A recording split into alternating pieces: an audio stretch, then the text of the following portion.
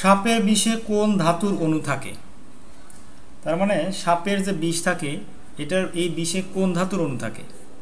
Zinc. তাহলে সাপের বিষে কি থাকে? জিঙ্ক।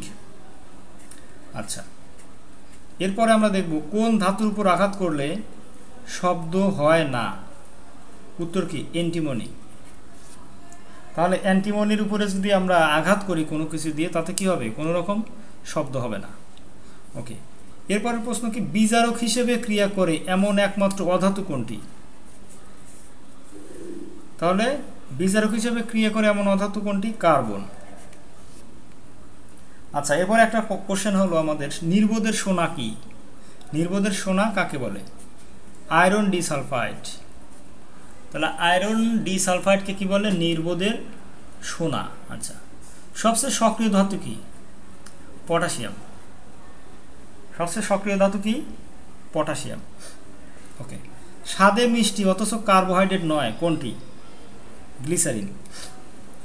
তাহলে কি গ্লিসারিন কি? স্বাদে মিষ্টি কিন্তু কার্বোহাইড্রেট নয়।